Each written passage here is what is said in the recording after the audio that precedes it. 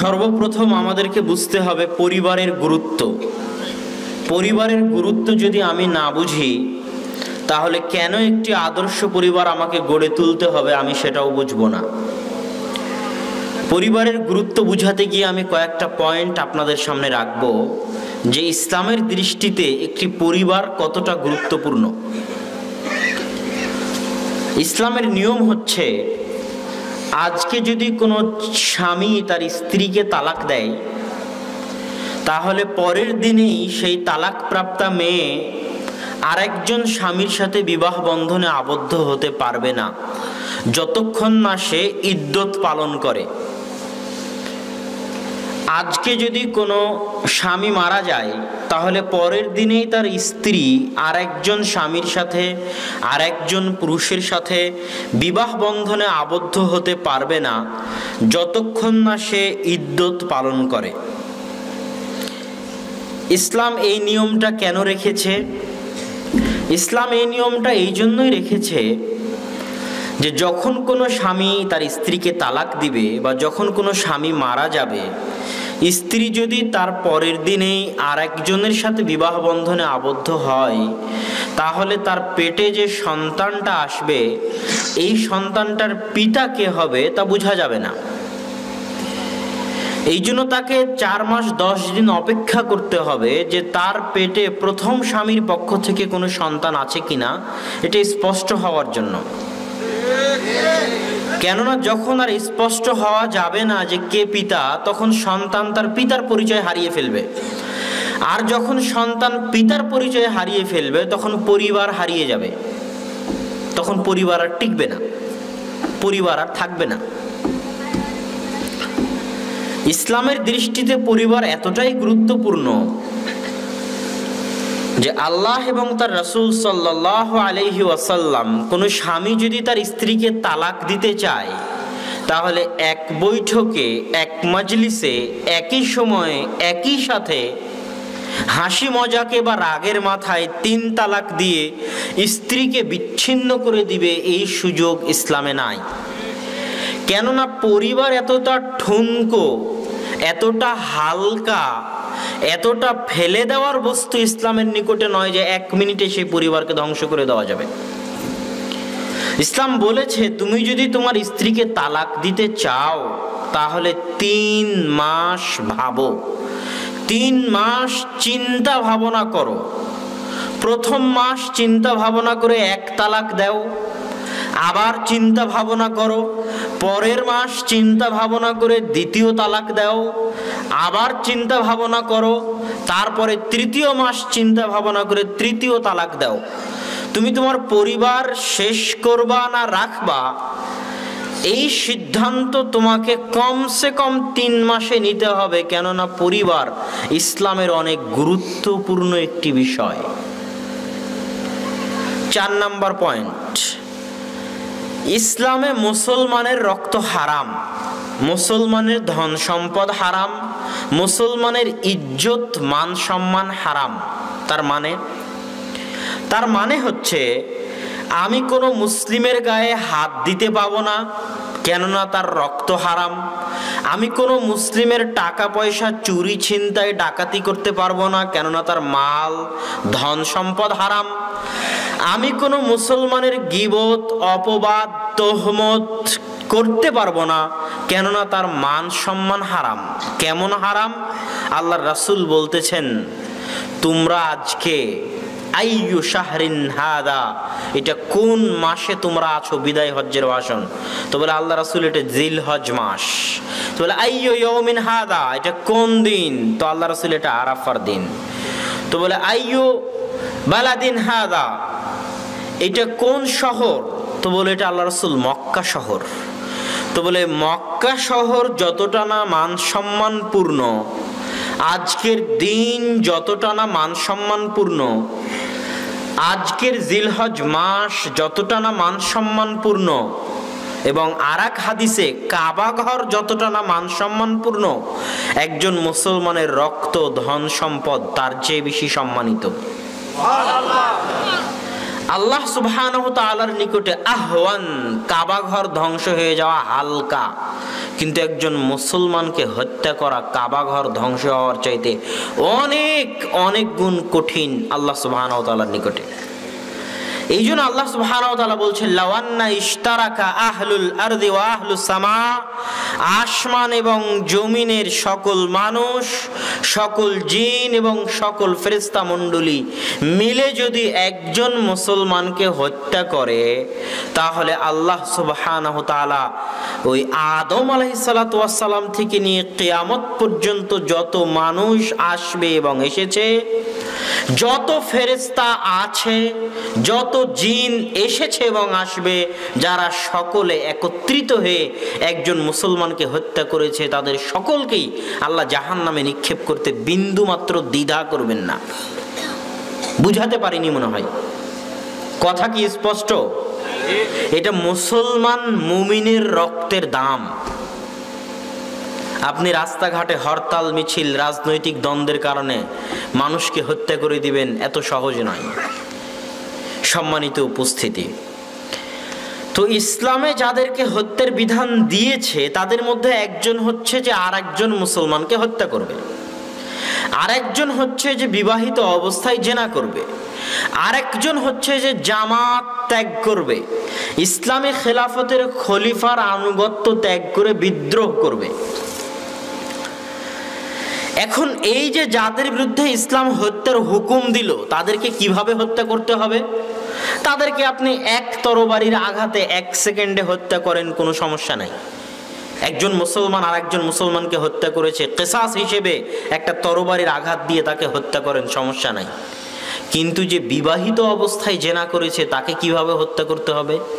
ইসলাম বলতেছে যে বিবাহিত অবস্থায় জেনা করেছে তাকে তরবারি দিয়ে হত্যা করবা, ফাঁসির কাষ্ঠে ঝুলিয়ে দিবা, গুলি করে হত্যা করবা, শুলির কাষ্ঠে ঝুলিয়ে দিবা? জি না। হাজার হাজার মানুষের সামনে খোলা মাঠে অর্ধ বুক পর্যন্ত পুঁতে দিয়ে মাটিতে চারিদিক থেকে হাজার হাজার মানুষ ইট, পাথর, ঢেল, লোহা তার প্রতি নিক্ষেপ করবে। কোনো ইট গিয়ে তার মাথায় লাগবে, সে চিৎকার করবে বাপরে মারে করে। কোনো ইট গিয়ে তার হাতে লাগবে, সে বাপরে মারে করে চিৎকার করবে। কোনো ইটের আঘাতে মাথার ঘেলু বেরিয়ে যাবে, কোনো পাথরের আঘাতে চোখ নষ্ট হয়ে যাবে, দাঁত ভেঙে যাবে। এভাবে মারতে মারতে তার চিৎকার শুনতে শুনতে তাকে হত্যা করা হবে, এত নিষ্ঠুর ও নির্দয়ভাবে। কেন? বিবাহিত অবস্থায় জেনা করলে পরিবার ধ্বংস হয়ে যায়। কথা বুঝেননি? তাহলে পরিবারের গুরুত্ব ইসলামে কত, বুঝতে পারছেন? পরিবারের গুরুত্ব ইসলামে কত সীমাহীন। আমি একটা বাক্যই বলতে চাই, পরিবার আছে তো ইসলাম আছে, পরিবার নাই তো ইসলাম নাই। আল্লাহ সুবহানাহু ওয়া তাআলা পৃথিবী সৃষ্টির দিন থেকে নিয়ে আজ পর্যন্ত পৃথিবীকে আবাদ করেছেন পারিবারিক সম্পর্কের ভিত্তিতে। এই জন্য যে জাতি পরিবারকে ধ্বংস করতে চেয়েছে, আল্লাহ ওই জাতিকে নিষ্ঠুর ও নির্দয়ভাবে দুনিয়ার বুক থেকে ধ্বংস করে দিয়েছেন। যেমন লূত আলাইহিস সালাতু ওয়াস সালামের কওম, তারা যে শহরে বাস করত, আল্লাহ ওই শহরটাকে এইভাবে উল্টিয়ে দিয়েছেন। এবং সেই শহরটা, উল্টে যাওয়া শহরটা এখন মৃত সাগর, জর্ডানের ডেড সি, মৃত সাগর। ওই শহরটা, যে শহরকে আল্লাহ উল্টিয়ে দিয়েছিলেন, এবং ওই শহরের পানি এতটা লবণাক্ত যে মানুষ ওই শহরের পানিতে, ওই নদীর, ওই সমুদ্রের পানিতে ডুবে না, এমনি ভেসে থাকে। আল্লাহর নিদর্শন। কেন আল্লাহ এত নির্দয় ও নিষ্ঠুরভাবে ধ্বংস করে দিলেন? তারা জেনায় লিপ্ত থাকতো, আর জেনার মাধ্যমে পরিবার ধ্বংস হয়ে যায়। জারদ সন্তান হয়, জারদ সন্তানের বাপ থাকে না, পরিবার ধ্বংস হয়ে যায়। আর পরিবার ধ্বংস হয়ে গেলে এই পৃথিবী আবাদ রাখার আল্লাহর কোনো মানে থাকে না। আল্লাহ সুবহানাহু ওয়া তাআলা পরিবারের মাধ্যমে পৃথিবীকে আবাদ রেখেছে যুগ যুগ ধরে। তো পরিবারই যদি ধ্বংস হয়ে যায় জেনার মাধ্যমে, তো আল্লাহর এই পৃথিবী রাখার কোনো আর অর্থ থাকে না। এই পৃথিবীও আল্লাহ ধ্বংস করে দিবেন যেই দিন পরিবার প্রথা ধ্বংস হয়ে যাবে। সেই দিন মাহদী আলাইহিস সালাতু ওয়াস সালাম এবং ঈসা আলাইহিস সালাতু ওয়াস সালামের পরে তারা যে 7 বছর পৃথিবীতে শাসন করবেন, তারপরে যখন পৃথিবীর মানুষ খোলা মাঠে কুকুরের মতো জেনায় লিপ্ত হবে, শিয়ালের মতো জেনায় লিপ্ত হবে, গাধা গাধি গরু বকরি ছাগল মুরগি হাঁস তাদের মতো জেনায় লিপ্ত হবে, তখন আর পরিবার প্রথা বাকি থাকবে না। তখন আল্লাহর পৃথিবীকেও বাকি রাখার প্রয়োজন হবে না, তখন আল্লাহ পৃথিবীকে ধ্বংস করে দিবেন, তখন কিয়ামত কায়েম হয়ে যাবে। তথা পৃথিবীও ততদিন থাকবে যতদিন পরিবার প্রথা থাকবে। তো পরিবার আছে তো ইসলাম আছে, পরিবার নাই তো ইসলাম নাই। এই জন্য একটি আদর্শ পরিবার, একটি ইসলামী পরিবার ইসলামের সবচেয়ে বড় দাবি। আল জিল আস-সালেহ, পরবর্তী প্রজন্ম। আজকে যে ছোট ছোট বাচ্চাগুলো আছে, এই বৈঠকেও এই সম্মেলনেও আছে, এর আজ থেকে 20 বছর পর বাংলাদেশ আবাদ করবে, এর আজ থেকে 20 বছর পর পৃথিবী আবাদ করবে। এই সন্তানগুলোকে যদি সৎ করে গড়ে তোলা না যায়, এই সন্তানগুলোকে যদি আদর্শবান করে গড়ে তোলা না যায়, চরিত্রবান করে গড়ে তোলা না যায়, তাহলে এই পৃথিবী আর বসবাসের যোগ্য থাকবে না। এই জন্য ইসলামের সবচেয়ে বড় মাকসাদ হচ্ছে সৎ প্রজন্ম গড়ে তোলা, সৎ সন্তান গড়ে তোলা। এই সৎ সন্তান, এই সৎ প্রজন্ম আমরা কিভাবে পাবো? আমরা কিভাবে একটি আদর্শ পরিবার গড়ে তুলব? এই আদর্শ পরিবার গড়ে তোলার শুরুটা হয় বিবাহের মাধ্যমে।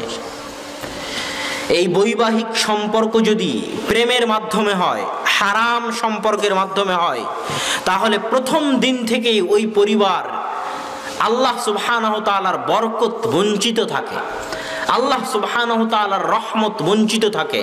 রাসূল সাল্লাল্লাহু আলাইহি ওয়াসাল্লাম বলেছেন, তুনকাহুল মারআতু লিআরবাইন, তোমরা বিবাহ করো 4টি জিনিস দেখে, করে থাকো। আমি জানি তোমরা করো এই কাজ, যে তোমরা 4টি জিনিস দেখে বিবাহ করো। 1 লিজামালিহা, তোমরা বিবাহ করার সময় মেয়ের সৌন্দর্য দেখো। 2 লিহাসবিহা, তোমরা বিবাহ করার সময় মেয়ের বংশ মর্যাদা দেখো। 3 লিমালিহা, তোমরা বিবাহ করার সময় মেয়ের বাপের টাকা পয়সা আছে কিনা, ডিমান্ড দিতে পারবে কিনা, মোটর সাইকেল সোফা ফ্রিজ কিনে দিতে পারবে কিনা, সেটা তোমরা দেখো। তবে জেনে রাখো, আমি মুহাম্মদ সাল্লাল্লাহু আলাইহি ওয়াসাল্লাম তোমাদেরকে বলে যাচ্ছি, ফাজফার বিযাতিদ্দিন, যদি সৌন্দর্য নাও পাও, যদি টাকা পয়সা নাও পাও, যদি বংশ নাও পাও,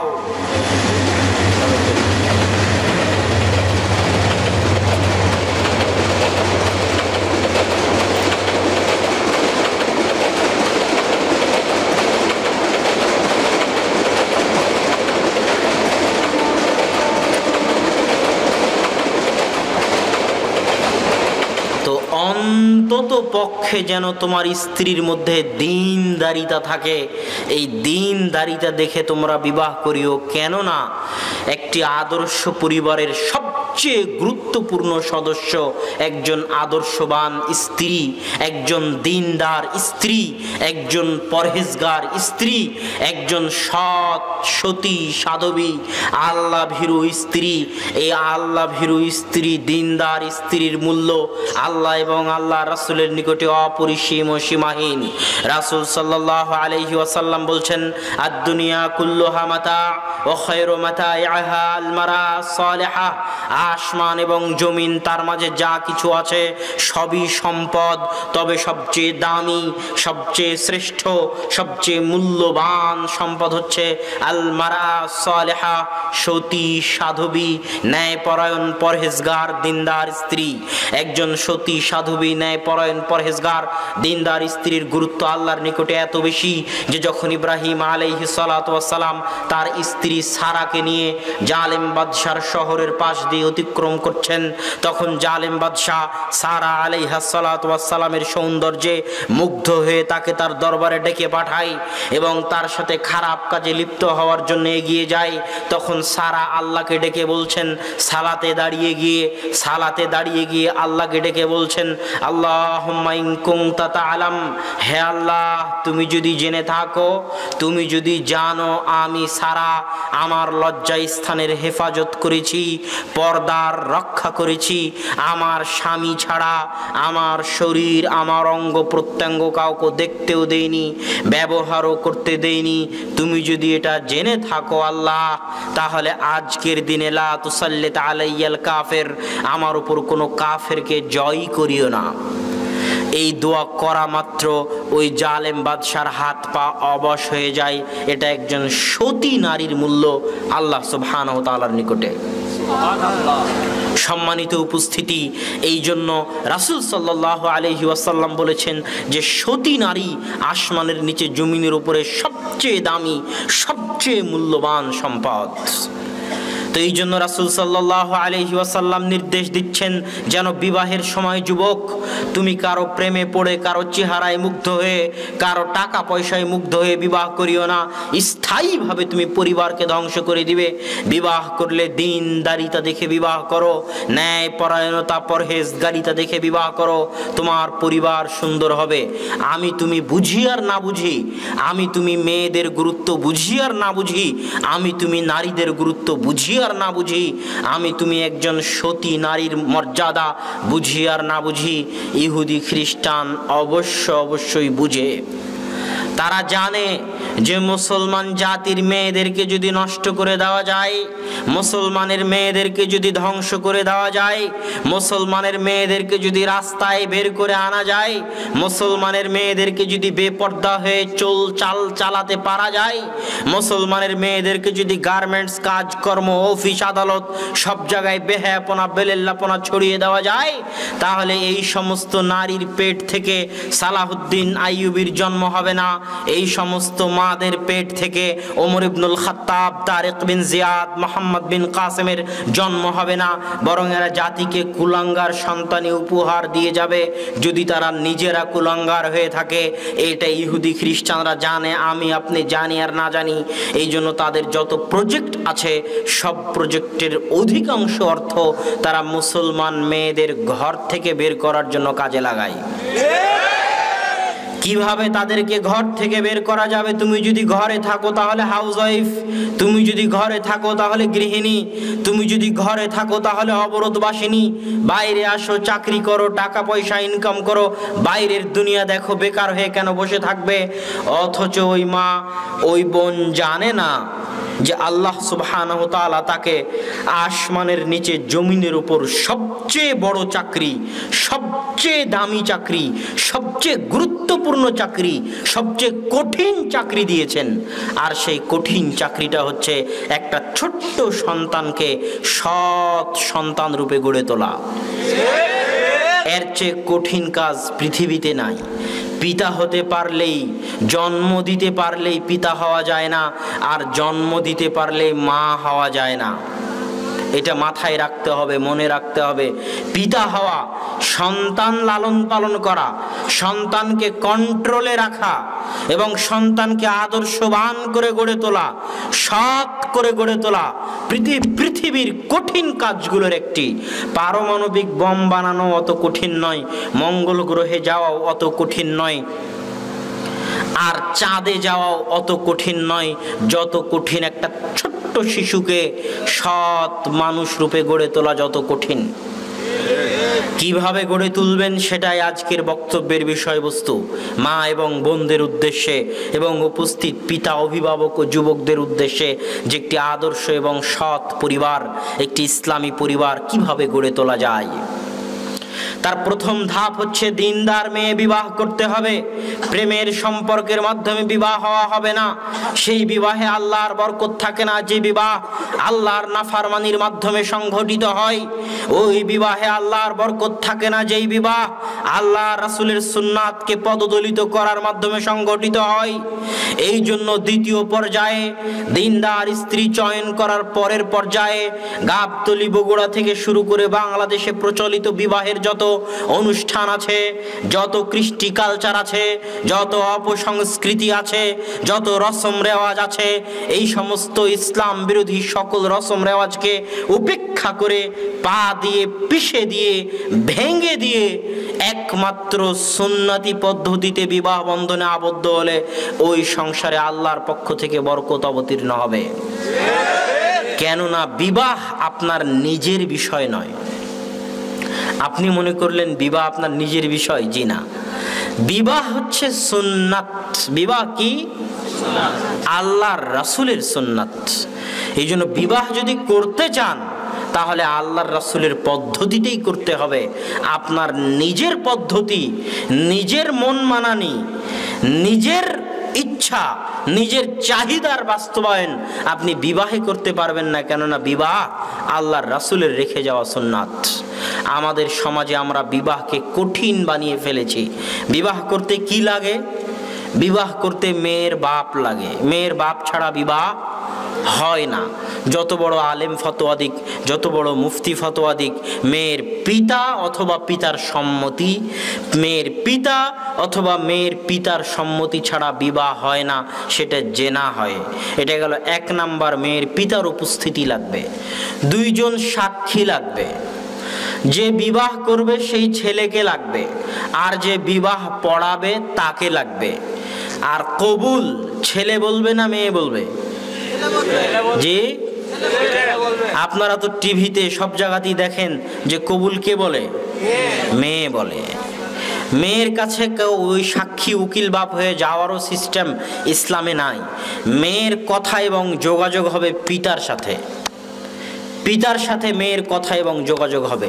পিতা মঞ্চে উপস্থিত আছে মানে মেয়ে রাজি।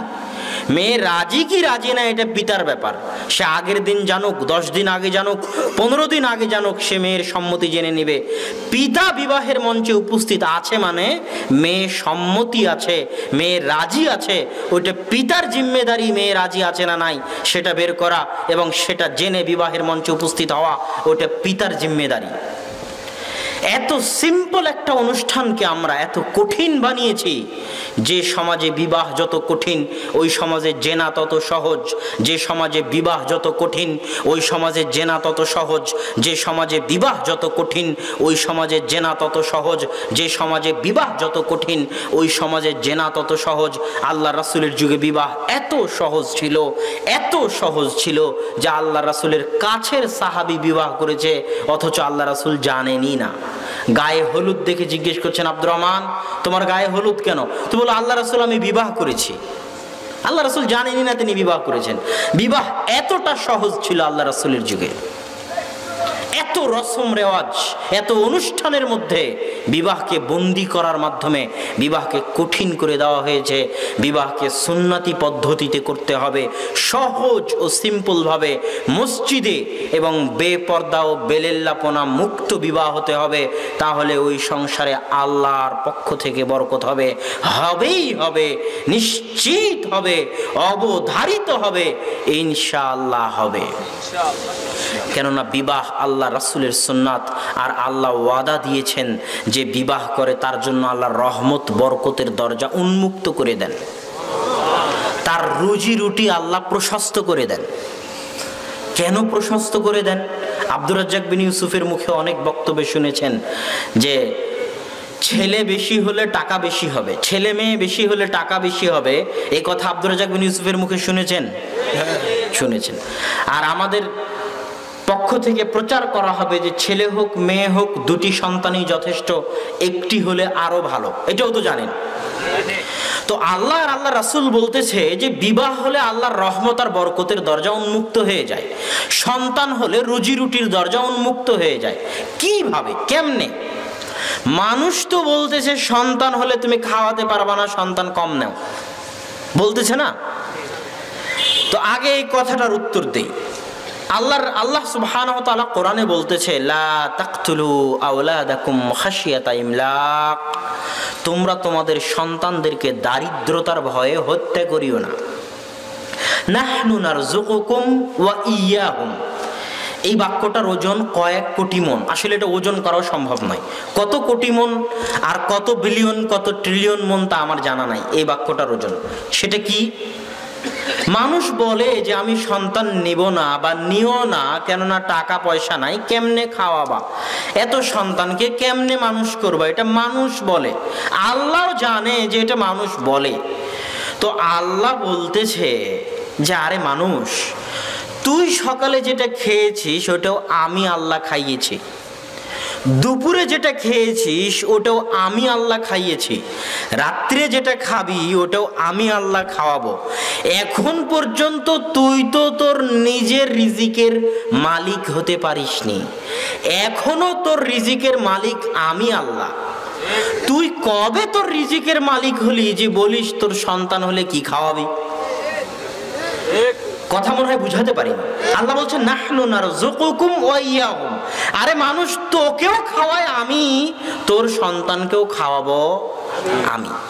তুই তো এখনো তোর নিজেরই রুজি রুটির মালিক হতে পারিসনি, নিজেরই রিজিকের মালিক হতে পারিসনি, আর দাপটে বলিস যে সন্তান নিব না, সন্তানকে খাওয়াবো কেমনে? তোর রিজিকের মালিকও আমি, তোর সন্তানের রিজিকের মালিকও আমি।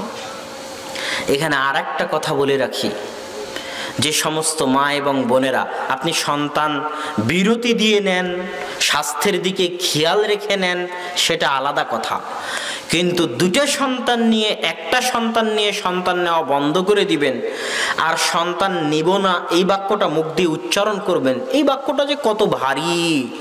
এই বাক্যটাকে যদি আটলান্টিক মহাসাগরে ফেলে দেওয়া যায় তাহলে আটলান্টিক মহাসাগরের পানি কালো হয়ে যাবে, এত ভারী। হিমালয় পাহাড় এই বাক্যের ওজন বহন করতে পারবে না, এই বাক্য এত ভারী, এত কঠিন। কেন? সারা পৃথিবীতে যদি এখন কয়েকশো কোটি মানুষ থাকে আর কয়েক লক্ষ বিজ্ঞানী আর কয়েক লক্ষ ডাক্তার থাকে, এরা যদি সব এক জায়গায় একত্রিত হয় এক মাঠে, কয়েক লক্ষ বিজ্ঞানী, কয়েক লক্ষ ডাক্তার আর কয়েকশো কোটি মানুষ একত্রিত হয়ে যদি মরা পর্যন্ত, কিয়ামত পর্যন্ত চেষ্টা করে, আর স্বামী স্ত্রী যদি পরস্পরে দিনে রাতে 24 ঘন্টায় 1000 বার মিলিত হয়, আর এতগুলো বিজ্ঞানী আর ডাক্তার যদি কিয়ামত পর্যন্ত চেষ্টা করে একটা সন্তান পেটে নিয়ে আসবে, তো কারো বাপের 14 গোষ্ঠীর খাওয়া নাই যদি আল্লাহ না দেয় সন্তান দিতে। তাহলে এই বাক্যটা কতটা ভারী যে সন্তান নিব না। তুই কবে সন্তান নেওয়ার মালিক হলি? সারা পৃথিবীর সব মানুষ মিলে চেষ্টা করলেও পারবে না। তাহলে বাক্যটা ভারী। এই বাক্য বলা আল্লাহর সাথে নাফরমানি করা, আল্লাহর শক্তি, আল্লাহর ক্ষমতা, আল্লাহর দাপটকে বৃদ্ধাঙ্গুলি দেখানো। তো সম্মানিত উপস্থিতি, বিবাহ করলে সন্তান হলে রুজি রুটির দরজা কেন উন্মুক্ত হবে এই কথা বলছিলাম। কেন উন্মুক্ত হবে? আল্লাহ সুবহানাহু ওয়া তাআলা আল্লাহর রাসূলের ভাষা অনুযায়ী যে কুতিবাত লেখা হয়ে গেছে, মানুষের তাকদীর পৃথিবী সৃষ্টির 50,000 বছর পূর্বে মানুষের ভাগ্য লেখা হয়ে গেছে। পৃথিবী সৃষ্টির 50,000 বছর পূর্বে। তো আমার ভাগ্যে যে রুজি রুটি আছে, আমার ভাগ্যে লেখা আছে আমি সকালে আলু ভর্তা দিয়ে ভাত খাবো, আমার দুপুরে লেখা আছে আমি পান্তা ভাত খাবো, আমার রাত্রে লেখা আছে আমি ডাল দিয়ে ভাত খাবো। তো এই ডাল দিয়ে ভাত খেতে যে টাকাটা লাগবে, ওই টাকাটা আল্লাহ আমাকে দিবে না দিবেন? জিনিস আজকে বলে যাই। আল্লাহ বলছেন ফাইদা কুদিয়াতিস সালাত, যখন সালাত শেষ হয়ে যায়, ফান্তাশিরু ফিল আরজ, তোমরা আল্লাহর জমিনে ছড়িয়ে পড়ো, ওয়াবতাগু মিন ফাজলিল্লাহ, আর আল্লাহর রহমত, বরকত, দয়া অনুসন্ধান করো। আয়াতটা কি বুঝলেন?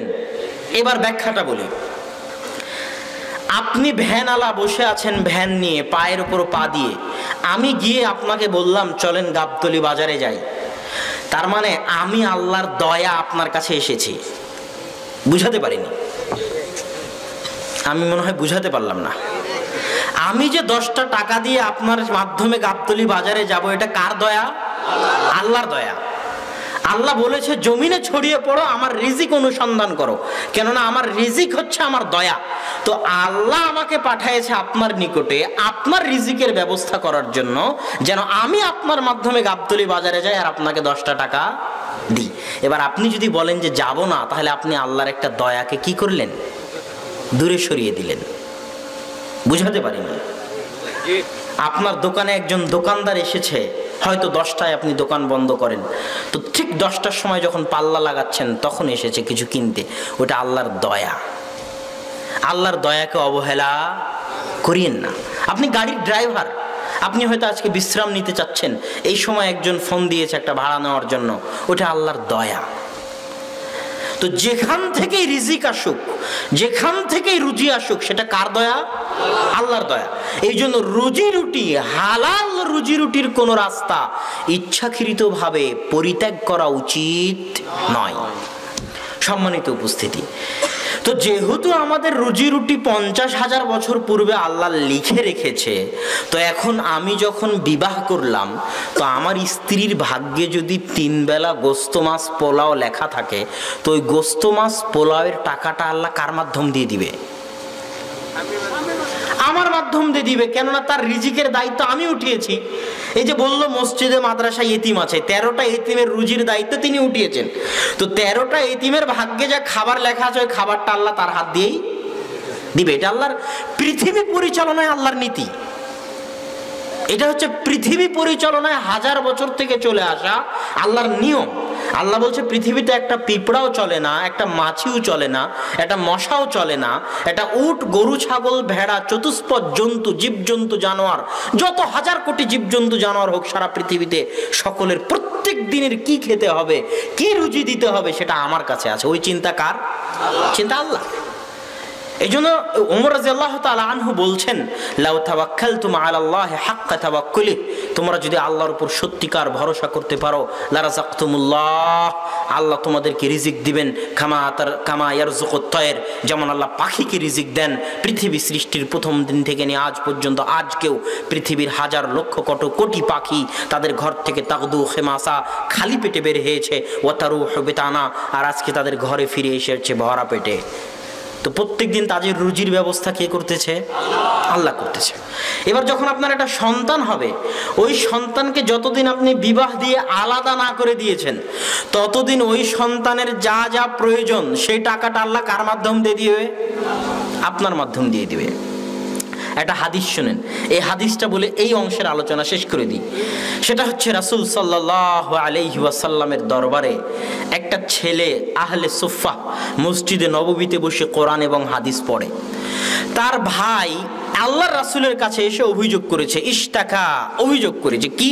আল্লাহর রাসূল, ইন্নালি আখ, আমার একটা ভাই আছে, আপনার মসজিদে নববীতে সারাদিন বসে পড়াশোনা করে, আর আমি মুহতারিফ, পেশাজীবী মানুষ, আমাকে খেটে খেতে হয়। আমার ভাই তো আমার কাছে সহযোগিতা করে না, পাল্টা আমাকে আমার ভাইয়ের খাবার, খাদ্যদ্রব্য, রুজি রুটির ব্যয়ভার বহন করতে হয়। আল্লাহ রাসূল, আপনি একটু আমার ভাইকে বলেন না, আমার ভাই যেন আমার কাজে সহযোগিতা করে। তখন আল্লাহ রাসূল বলতেছেন, লাআল্লাকা তুরযাকু বিহি,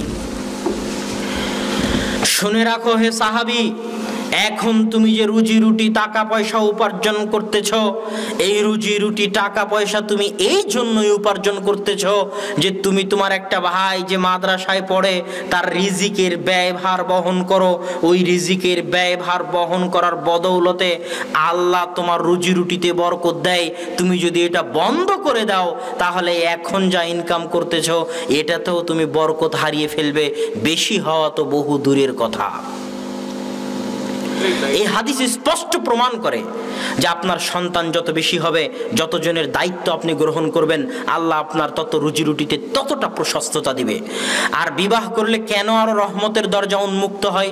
রাসূল সাল্লাল্লাহু আলাইহি ওয়াসাল্লাম বলছেন, ওমা আনফাকার রাজুলু আলা নাফসিহি আও আহলিহি ওয়া ওয়ালাদিহি ওয়া খাদিমিহি ফাহুয়া লাহু, বিবাহ করার পর থেকে একটা মানুষ যদি সৎ নিয়তে, সঠিক নিয়তে একটা টাকা নিজের উপর ব্যয় করে, একটা টাকা তার সন্তানের পড়াশোনার জন্য ব্যয় করে, একটা টাকা তার স্ত্রীর চিকিৎসার জন্য ব্যয় করে, তাহলে এই ব্যয় করা প্রত্যেকটা টাকা যা সে নিজের জন্য করেছে, তার সন্তানের জন্য করেছে, তার স্ত্রীর জন্য করেছে, তার পিতা মাতার জন্য করেছে, সবই কিয়ামতের মাঠে তার জন্য সাদকা হিসেবে গণ্য হবে। তাহলে কতটা আপনার সামনে রহমত এবং বরকতের দরজা একটা সঠিক পরিবার উন্মুক্ত করে দেয়। সম্মানিত উপস্থিতি, বিবাহ করে বাসর ঘরে নিয়ে আসলেন, বাসর ঘরে নিয়ে এসে স্ত্রীর কপালে হাত দিয়ে দোয়া করতে হবে, আল্লাহুম্মা ইন্নী আসআলুকা খায়রাহা ওয়া খায়রা মা জাবালতা ফিহা ওয়া আউযু বিকা মিন শাররিহা ওয়া শাররি মা জাবালতা ফিহা। হে আল্লাহ, আমার স্ত্রীর মধ্যে যে কল্যাণ আছে সেই কল্যাণ আমি চাই, আর আমার স্ত্রীর মধ্যে যে অকল্যাণ আছে সে অকল্যাণ থেকে আমি পরিত্রাণ চাই। তারপরে স্বামী স্ত্রী দুইজন মিলে 2 রাকাত সালাত আদায় করতে হবে। 2 রাকাত সালাত আদায় করে আল্লাহর নিকটে এই পরিবারের জন্য রহমত, বরকত এবং শান্তির দোয়া আল্লাহর নিকটে চাইতে হবে। কেননা আল্লাহ রহমত বরকত না দিলে রহমত বরকত সম্ভব নয়, কোনো দিনই সম্ভব নয়। এবার যখন স্বামী স্ত্রী মিলিত হতে যাবেন, স্বামী স্ত্রী যখন সহবাস যেটাই বলেন সাংসারিক জীবনে যখন মিলিত হতে যাবেন, যেটা আপনার জন্য আনন্দের বিষয়, যেটা আপনার জন্য হাসির বিষয়, সেটা ইসলামের নিকটে অনেক দামি। কেননা ওখান থেকে পরবর্তী প্রজন্ম আসবে, আর ইসলামে পরবর্তী প্রজন্মের অনেক দাম, অনেক গুরুত্ব। এই জন্য ইসলাম ওখানেও দোয়া শিখিয়ে দিয়েছে, ইসলাম ওখানেও দোয়া শিখিয়ে দিয়েছে, বিসমিল্লাহ আল্লাহুম্মা জান্নিবনা শাইতান ওয়া জান্নিবিশ শাইতানা মা রাযাকতানা। হে আল্লাহ, আজকে আমরা যে সাংসারিক জীবনে লিপ্ত হচ্ছি, এই সাংসারিক জীবন থেকে যদি কোনো সন্তান আসে, তাহলে তুমি সেই সন্তানকে শয়তানের সংস্পর্শ থেকে দূরে রাখিও। কত সুন্দর ইসলামের পরিকল্পনা শুধু একটা সন্তানকে নিয়ে। কেননা ওই সন্তান ইসলামের নিকটে সবচেয়ে দামি, আপনার নিকটে দামি হোক আর না হোক। এই দোয়া পড়ে যখন আপনি আপনার স্ত্রীর সাথে সংসার জীবনে লিপ্ত হবেন, তখন ওটার মাধ্যমে যে সন্তান আসবে, সেই সন্তানের মধ্যে বরকত রহমত থাকবে, ওই সন্তান সুসন্তান হিসেবে গড়ে উঠবে। আর এই নিয়মগুলো যদি আপনি রক্ষা না করেন, তাহলে আদর্শ পরিবার গড়ে তুলতে পারবেন না। সন্তান যখন মায়ের পেটে আসলো, এই 9 মাস 10 দিন অনেক গুরুত্বপূর্ণ। এই 9 মাস 10 দিন মায়ের হায়েজ, মায়ের ঋতু বন্ধ থাকে। কেননা মায়ের রক্ত থেকে সন্তান খাদ্য গ্রহণ করে, যেটা জন্মের পর নাভি কেটে ফেলা হয়, নাড়ি কেটে ফেলা হয়, ওটার মাধ্যমে সন্তান মায়ের রক্ত থেকে খাবার গ্রহণ করে, মায়ের রক্ত থেকে খাদ্য গ্রহণ করে। এই 9 মাস 10 দিন যদি মা টিভি সিরিয়ালের সামনে বসে থাকে, এই 9 মাস 10 দিন যদি মা সালাত আদায় না করে, এই 9 মাস 10 দিন যদি মা কোরআন তেলাওয়াত থেকে দূরে থাকে, এই 9 মাস 10 দিন যদি মা বউয়ের সাথে, শাশুড়ির সাথে ঝগড়ায় লিপ্ত থাকে, এই 9 মাস 10 দিন যদি মা পরকীয়ায় লিপ্ত থাকে, তাহলে প্রত্যেকটা কুকর্মের প্রভাব তার পেটে থাকা নিষ্পাপ সন্তানের উপর পড়বে, এবং ওই নিষ্পাপ সন্তান ভবিষ্যতে কুসন্তান হিসেবে গড়ে উঠবে। আদর্শ সন্তান হিসেবে গড়ে ওঠার সম্ভাবনা তখন অনেক অনেক কম থাকবে। এই জন্য 9 মাস 10 দিন মাকে সচেতন, সজাগ, আদর্শবান, পরহেজগার, তাকওয়াবান, কোরআন তেলাওয়াতকারিনী, সালাত আদায়কারিনী, সিয়াম পালনকারিনী এবং আল্লাহ ভীরু অবস্থায় কাটাতে হবে। নিজের জন্য না হলেও সন্তানের জন্য, ভবিষ্যৎ প্রজন্মের জন্য আদর্শ সন্তান পাওয়ার আশায়। সন্তান যখন দুনিয়াতে ভূমিষ্ঠ হবে, সন্তান দুনিয়াতে ভূমিষ্ঠ হওয়ার পর প্রথম কাজ হচ্ছে সন্তানের কানে আজান দিতে হবে। রাসূল সাল্লাল্লাহু আলাইহি ওয়াসাল্লাম আযানা ফি উযুনিল হাসান হিনা ওয়ালাদাতহু ফাতেমা, যখন ফাতেমা হাসান রাদিয়াল্লাহু তাআলা আনহুকে জন্ম দিলেন, তখন আল্লাহ রাসূল তার কানে আজান দিয়েছিলেন। কেননা দুনিয়াতে আসার পর সর্বপ্রথম যে আওয়াজটা ইসলাম তাকে শোনাতে চায়, সেটা ইসলামের একাত্মবাদের আওয়াজ, আল্লাহর কালেমায়ে শাহাদাতের আওয়াজ, আল্লাহর কালেমা তাইয়্যিবার আওয়াজ, আল্লাহর মহত্বের আওয়াজ, আল্লাহর বড়ত্বের আওয়াজ। দুনিয়াতে আসার পর প্রথম যে আওয়াজটা সে শুনবে, সেটা যেন আল্লাহর বড়ত্ব, আল্লাহর মহত্ব, কালেমায়ে শাহাদা, কালেমা তাইয়্যিবার আওয়াজ হয়, যাতে এটার প্রভাব তার উপরে মরা পর্যন্ত থাকে। এটা ইসলামের পরিকল্পনা। একটা ছোট্ট সন্তানকে নিয়ে, দীর্ঘমেয়াদী ইসলামের পরিকল্পনা একটা ছোট্ট সন্তানকে নিয়ে। এবার যখন এই সন্তানকে কানে আজান দিয়ে দিলেন, তখন দ্বিতীয় কাজ কি? আবু মুসা আশআরী রাদিয়াল্লাহু তাআলা আনহু থেকে বর্ণিত, তিনি বলেন, ইদা ওয়ালিদালি ওয়ালাদুন, যখন আমার সন্তান জন্ম হলো, আতাইতু বিহিন নবী সাল্লাল্লাহু আলাইহি ওয়াসাল্লাম, আমি আমার সন্তানকে নিয়ে আল্লাহর রাসূলের দরবারে আসলাম। ফাদাআ লাহু বিল বারাকাহ, আল্লাহ রাসূল আমার সন্তানের জন্য বরকতের দোয়া করে দিলেন। ওয়া সাম্মা লাহু ইব্রাহিম, আল্লাহ রাসূল আমার সন্তানের নাম রাখলেন ইব্রাহিম। ওয়া হান্নাকা লাহু বিতামারাতিন, আল্লাহ রাসূল একটা খেজুর নিয়ে তার মুখের মধ্যে দিয়ে খেজুরটা চাবালেন, চাবিয়ে নরম করে আল্লাহ রাসূলের পবিত্র মুখের লালা মিশ্রিত ওই নরম হওয়া খেজুরটা ওই ছোট্ট বাচ্চা, আমি যে বাচ্চাকে নিয়ে গেছিলাম, আবু মুসা আশআরী বলতেছেন, তার মুখের মধ্যে দিয়ে দিলেন। এটাকে বলা হয় তাহনিক। সন্তান পৃথিবীতে আসার পরে প্রথম যে আওয়াজটা শুনলো, সেটা ইসলামের আওয়াজ। এবার প্রথম যে সংস্পর্শটা, প্রথম যে খাবারটা তার পেটে যাবে, প্রথম যে সংস্পর্শটা সে পাবে, সেটা যেন একটা সৎ মানুষের, একটা পরহেজগার মানুষের, একটা তাকওয়াবান মানুষের সংস্পর্শ হয়।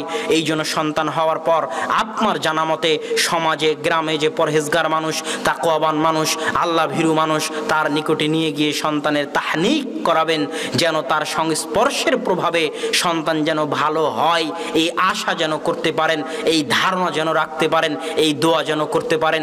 এটা হলো সন্তান হওয়ার পর দ্বিতীয় কাজ। এবার সন্তান হওয়ার পর সপ্তম দিনে তিনটা কাজ।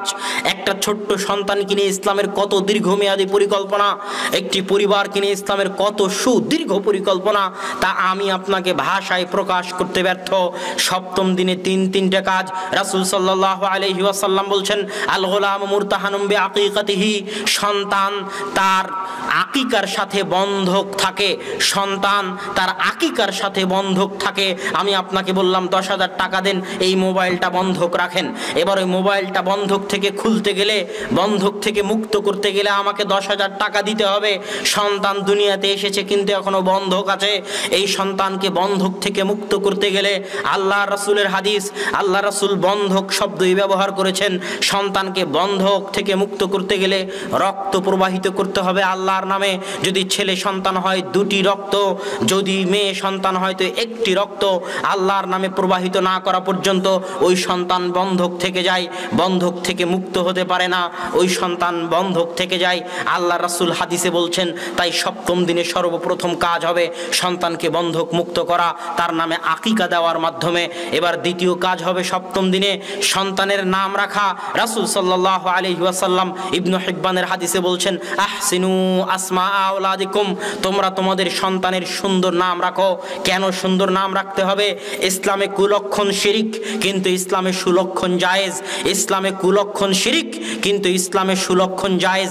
কুলক্ষণ মানে বাড়ি থেকে গাড়ি নিয়ে বের হলেন, সামনে দিয়ে বিড়াল পার হয়ে গেল, তো বললেন বিল্লি রাস্তা কাট গাই, বিল্লি রাস্তা পার হয়ে গেছে, সামনে কোনো খারাপ কিছু অপেক্ষা করতেছে, এটা শিরিক।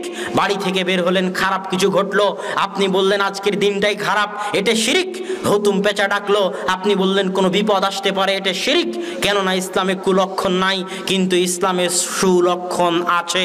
সুলক্ষণ গ্রহণ করা যায়, জায়েজ। সুলক্ষণ গ্রহণ করা ভালো। আব্দুল মুত্তালিব যখন তার পোতা হলো, তখন আব্দুল মুত্তালিব বলল, আমি আমার সন্তানের নাম রাখবো, আমার পৌত্রের নাম রাখবো মুহাম্মদ। কেননা মুহাম্মদ শব্দের অর্থ হচ্ছে প্রশংসিত। আমার সন্তানের এই সুন্দর নাম আমি এই জন্য রাখতে চাই, এটা দিয়ে আমি সুলক্ষণ গ্রহণ করতে চাই, যেন সত্যি আমার এই সন্তান সারা পৃথিবীতে একজন প্রশংসিত ব্যক্তিতে পরিণত হতে পারে। মুহাম্মদ সাল্লাল্লাহু আলাইহি ওয়াসাল্লাম কি সারা পৃথিবীতে সবচেয়ে প্রশংসিত ব্যক্তি নয়? এটা হচ্ছে নাম থেকে সুলক্ষণ গ্রহণ করা। তাই খবরদার খারাপ নাম রাখবেন না। আল্লাহ রাসূল বলছে, আহসিনু আসমা আওলাদিকুম, যদি খারাপ নাম থাকে তো আজকে নাম চেঞ্জ করে দিন। নিজের নামও যদি খারাপ থাকে তো নিজের নামও চেঞ্জ করে দিন। নামের একটা অদৃশ্য প্রভাব আপনার উপর থাকে, যে অদৃশ্য প্রভাবের ফলে, ওই নামের প্রভাবের ফলে অনেক সময় অনেক কিছু হয়। যদি নাম ভালো হয় তাহলে সেই ভালো প্রভাবের ফলে, সেই তাফাউল সুলক্ষণের ফলে আশা করা যায় যে সন্তানও ভালো, সৎ এবং আদর্শবান হিসেবে গড়ে উঠবে। এটা হলো সপ্তম দিনের দ্বিতীয় কাজ। সপ্তম দিনের তৃতীয় কাজ, রাসূল সাল্লাল্লাহু আলাইহি ওয়াসাল্লাম বলছেন, ইহলিকি শা'রা রাসি ফাতাসাদ্দাকি বিওয়াজনিহি মিনাল ওয়ারিক। সপ্তম দিনে আকিকা হয়ে গেল, নাম সুন্দর রাখা হয়ে গেল। এবার সপ্তম দিনের তৃতীয় কাজ হচ্ছে ওই ছোট্ট বাচ্চার মাথায় এই 7 দিনে যতটুকু চুল গজিয়েছে বেলেট দিয়ে, ওই 7 দিনের চুলটুকু কেটে দাড়ি পাল্লায় গ্রামের ওজনে যতটুকুই হোক না কেন মেপে অত সমপরিমাণ স্বর্ণ, অত সমপরিমাণ রৌপ্য আল্লাহর রাস্তায় ফি সাবিলিল্লাহ সাদকা করে দেওয়া, দান করে দেওয়া। এটা হচ্ছে সপ্তম দিনের তৃতীয় কাজ। এখানে একটা কথা মনে রাখবেন, দান করলে দুনিয়াবি এবং আসমানি বিপদ থেকে বেঁচে যাবেন। দান করলে দুনিয়াবি এবং আসমানি বিপদ থেকে বেঁচে যাবেন। যদি আপনি দান না করেন, যদি আপনি দান না করেন, যদি আপনি দান না করেন, তাহলে আল্লাহ বলছেন আমি কৃপণের সম্পদ বাই দ্য ওয়ে বের করে নেই। সিস্টেমে আমি কৃপণের সম্পদ বের করে নেই। যে দান করে না, যে দান করে না, আল্লাহ তার টাকা বের করবেই করবে। অন্য মাধ্যম দিয়ে বের করবে, অ্যাক্সিডেন্টের মাধ্যমে বের করবে, বিপদ আপদ দিয়ে বের করবে, কেস কোর্ট কাচারির মাধ্যমে বের করবে, বিচার সালিশের মাধ্যমে বের করবে। যে কোনো মাধ্যমে হোক, যে কৃপণ তার টাকা আল্লাহ অন্য মাধ্যম দিয়ে বের করবে যদি সে দান না করে। আর দান করলে দুনিয়াবি এবং আসমানি বিপদ থেকে বেঁচে যাবেন। এই জন্য দান করতে উদ্বুদ্ধ হন, কেননা আল্লাহ সুবহানাহু ওয়া তাআলা কোরআনে বলছেন ওমিম্মা রাযাকনাহুম ইউনফিকুন, আমি তাদেরকে যা রিজিক দিয়েছি তা থেকে তারা দান করে। আল্লাহ এটা বলেননি যে আব্দুল্লাহ তুমি যা উপার্জন করেছো তা থেকে দান করো। আল্লাহ বলছে আব্দুল্লাহ তোমার পকেটে যে টাকা আছে ওটা আমার টাকা, রাযাকনা আমি রিজিক দিয়েছি, তোমার টাকা আমার রাস্তায় দিতে বলিনি। আল্লাহ কোরআনে কোথাও বলেনি যে আপনার টাকা আপনি আল্লাহ রাস্তায় দান করেন, কোথাও বলেনি আল্লাহ এই কথা। আল্লাহ বলছে আমি যেটা দিয়েছি ওটা থেকে কিছু দান করো।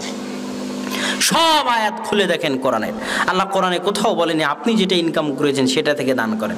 এটা আল্লাহ কোরআনে কোথাও পাবেন না।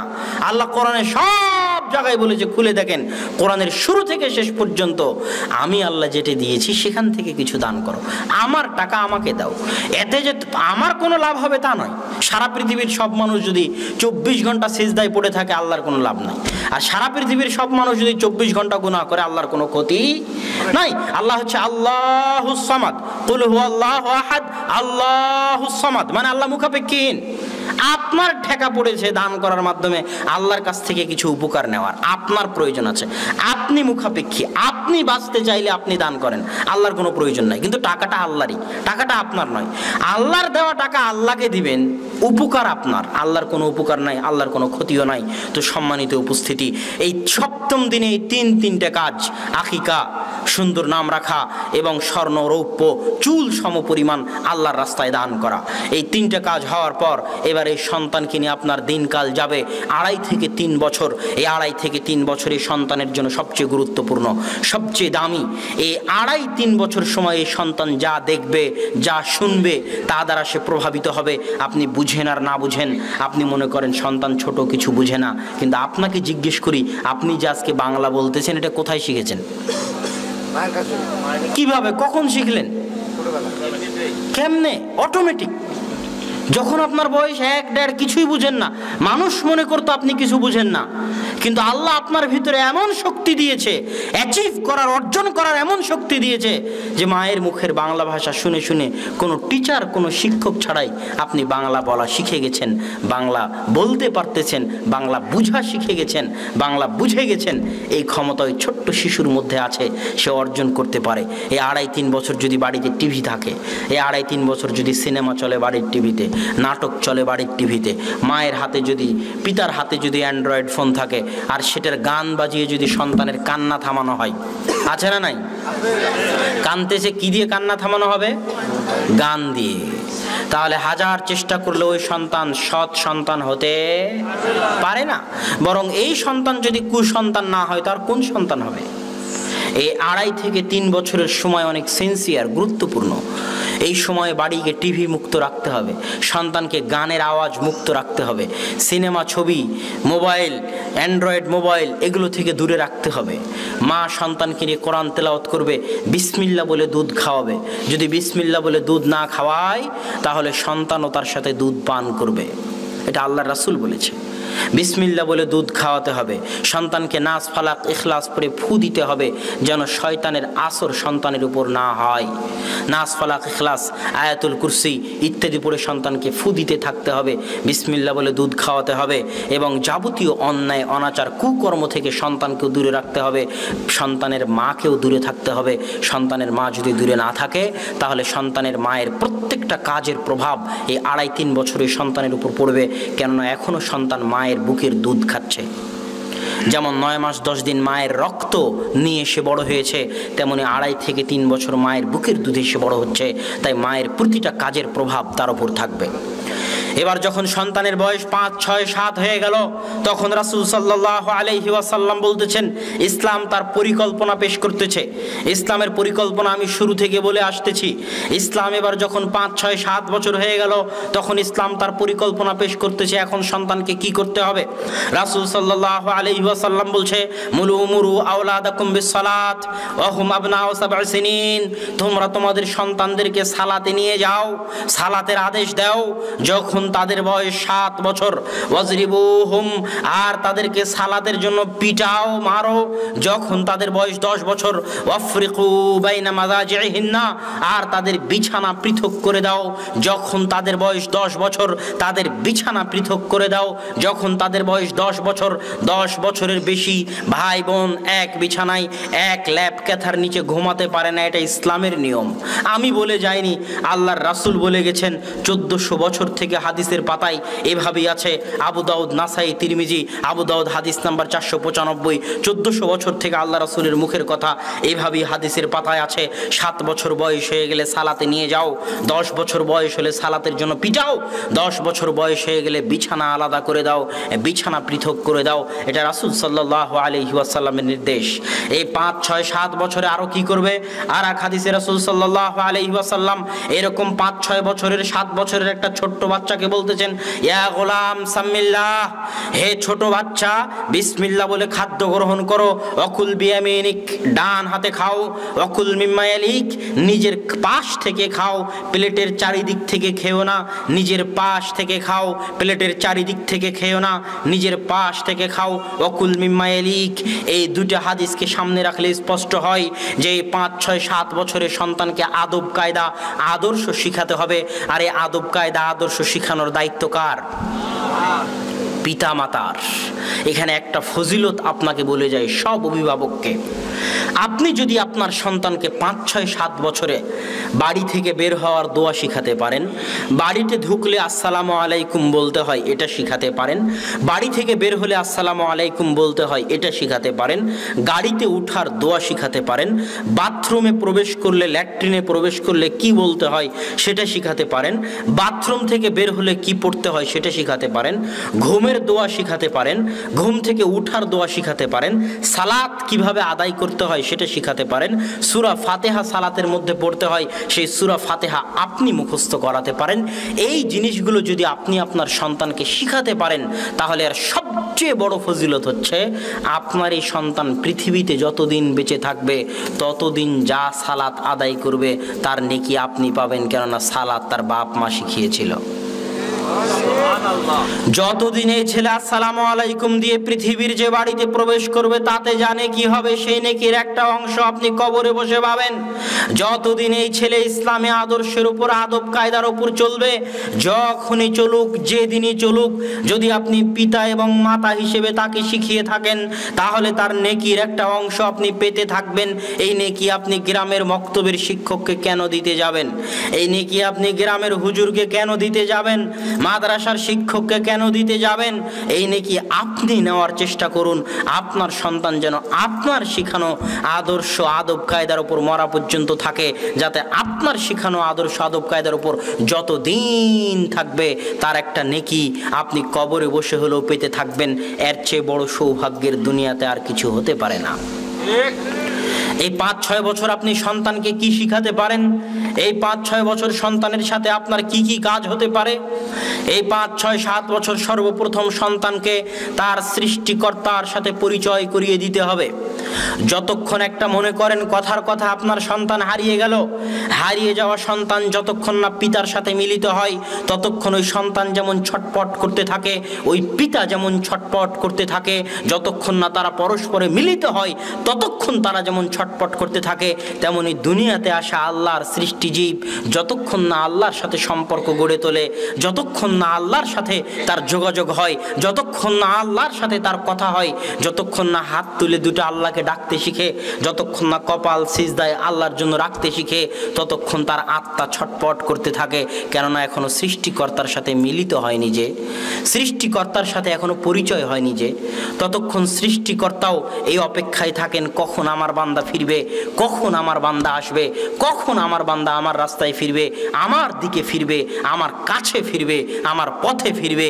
এই জন্য দুনিয়াতে আসা প্রত্যেক নবজাতক, ভূমিষ্ঠ নতুন সন্তানের বুদ্ধি বিবেক হওয়ার পর সর্বপ্রথম কার সাথে সম্পর্ক গড়ে তুলতে হবে? আল্লাহর সাথে। সর্বপ্রথম তাকে পরিচিত করে তুলতে হবে আল্লাহর সাথে, যেন সে কোনোদিন হতবিহব্বল না হয়, ভয় না পায়, আল্লাহকে বুঝতে শিখে, আল্লাহ কোথায় আছে জানতে শিখে, আল্লাহকে ডাকতে শিখে, বিপদ আপদে আল্লাহর কাছ থেকে পানাহ চাইতে শিখে এবং বিপদ আপদে আল্লাহর উপর ভরসা করতে শিখে, শক্ত মজবুত স্থায়ী কঠিন হতে শিখে, পৃথিবীর কাউকে দেখে ভয় না পেতে শিখে, শুধু আল্লাহকে দেখে ভয় পেতে শিখে। এই শিক্ষাগুলো প্রথম শিক্ষা হতে হবে। দ্বিতীয়, আউয়ালু তালিমিন আলা ওয়াজহিল আরজ তুআল্লিমু ওয়ালাদাক হুয়াল কোরআন। আপনি আপনার ছেলেকে ডাক্তার বানান, ইঞ্জিনিয়ার বানান, বিজ্ঞানী বানান, আমার কোনো আপত্তি নাই, যেটাই বানান, তবে আপনার উপর ফরজে আইন, আপনার উপর ফরজে আইন, আপনার উপর ফরজে আইন, আপনার উপর ফরজ। আমি চ্যালেঞ্জ দিয়ে গেলাম, আপনার উপর ফরজ আপনার সন্তানকে সর্বপ্রথম যে শিক্ষা আপনি দিবেন সেই শিক্ষা হবে কোরআনের শিক্ষা।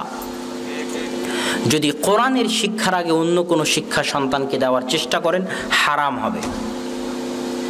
আমি বলে গেলাম, সর্বপ্রথম যে শিক্ষা দুনিয়াতে আসার পর সে পাবে, তাকে যদি কোরআনের শিক্ষা বাদ দিয়ে কিন্ডারগার্টেনে ভর্তি করেন, তাকে যদি কেজি স্কুলে ভর্তি করেন, এখনও সে কোরআন পড়তে পারে না, এখনও সে কোরআন পড়া শেখেনি, এখনও সে আরবি অক্ষর চেনে না, তাহলে বাপ বেটা উভয় গুনাহগার। এই গুনাহ মরা পর্যন্ত বয়ে বেড়াতে হবে, কিয়ামত পর্যন্ত বয়ে বেড়াতে হবে। যে কোনো মূল্যে যাই বানান, যে কোনো মূল্যে, মুচি হোক, মেথর হোক, রিক্সা চালক হোক, ভ্যান চালক হোক, যে হোক, রাস্তায় ভিক্ষে করে খাক, তাতেও আপত্তি নাই, কিন্তু সর্বপ্রথম যে জিনিসটা তাকে শিখাতে হবে সেটা হচ্ছে কোরআন পড়তে পারতে হবে। কোরআন পড়তে পারা ছাড়া কোনো মুসলমান এটা কল্পনা করা অনেক কঠিন, অনেক ভয়াবহ। এই জন্য সবার আগে কোরআন পড়া শিখতে হবে, কেননা আমার এবং আপনার হেদায়েতের মাধ্যম হচ্ছে কোরআন। আল্লাহ কোরআনকে বলেছেন হুদাল লিন্নাস। আল্লাহ বলেনি আব্দুল্লাহ তুমি হেদায়েতের মাধ্যম। আব্দুল্লাহ আজকে এসে 10টা মানুষের সামনে বক্তব্য দিবে আর আপনি হেদায়েত হয়ে যাবেন, এটা আল্লাহ বলেননি। আল্লাহ বলছে কোরআন হুদাল লিন্নাস। কি থাকলে মানুষ হেদায়েত হবে? কোরআন থাকলে মানুষ হেদায়েত হবে। আমি আপনাকে হেদায়েত করতে পারতেছি, আমার কথা শুনে আপনি হেদায়েত হচ্ছেন কেন? আমার কথার মধ্যে কোরআন আছে তাই, আমার কথার মধ্যে কোরআনের কথা আছে তাই, আমার কথার মধ্যে আল্লাহর কথা আছে তাই, আমি মাধ্যম মাত্র। এই জন্য কোরআন জানতে, বুঝতে, পড়তে শিখতে হবে। এটা হচ্ছে দ্বিতীয় জরুরি কাজ। যে কোনো মূল্যে এখনও তওবা করতে পারেন, সন্তানকে যদি কোরআন না শিখিয়ে থাকেন, এখনও তওবা করতে পারেন। যে স্কুলে থাক, যত কোটি টাকার স্কুলে থাক, আগে বের করে নিয়ে এসে আগে কোরআন শিখান। কোরআন শিখানোর পর আবার কোথায় অক্সফোর্ড বিশ্ববিদ্যালয়ে পড়াবেন কিনা সেটা আপনার ইচ্ছা, তাতে ইসলামের কোনো বাধা নাই, কিন্তু কোরআনের শিক্ষা, কোরআনের জ্ঞান তার কাছে অবশ্যই থাকতে হবে। 3 নাম্বার কাজ আপনি কি করবেন? 3 নাম্বার কাজ হচ্ছে 5, 6, 7 বছরের এই সন্তান 18-20 বছর বয়স না হওয়া পর্যন্ত তাকে শুধু আপনি 5টা মৌলিক অধিকার দিবেন। এই 5টা মৌলিক অধিকারের বাইরে কোনো অধিকার তাকে দিতে যাবেন না। 5টা মৌলিক অধিকার কি? অন্ন, বস্ত্র, শিক্ষা, চিকিৎসা, বাসস্থান। অন্ন মানে খাবার, কি খাবে সেই খাবার দিবেন। বস্ত্র মানে কি পরবে সেই পরা দিবেন। শিক্ষা, কোথায় শিক্ষা নিতে হবে, সেখানে কি খরচ, সেই খরচ বহন করবেন। চিকিৎসা, অসুখ বিসুখ হলে কি খরচ করতে হবে সেই খরচ বহন করবেন। বাসস্থান, কোথায় থাকবে সেই থাকার জায়গার ব্যবস্থা করবেন। এই 5টা জিম্মেদারি পিতার ওপর 18-20 বছর বয়স হওয়া পর্যন্ত। এর বাইরে খবরদার কিছু দিতে যাবেন না।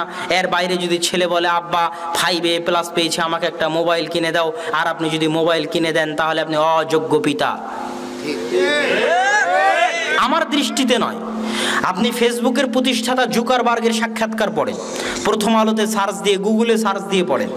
সে তার নিজের সন্তানদেরকে 18-20 বছর বয়স হওয়ার আগে এই অ্যান্ড্রয়েড ফোন দেয় না। তার দৃষ্টিতে আপনি একজন অযোগ্য পিতা। আপনার ছেলে মোটরসাইকেল কিনেছিল তাই কিনে দিলেন, বলছে আব্বা দাখিল পরীক্ষায়, এসএসসি পরীক্ষায় গোল্ডেন A+ পেয়েছে, মোটরসাইকেল কিনে দাও। জি না।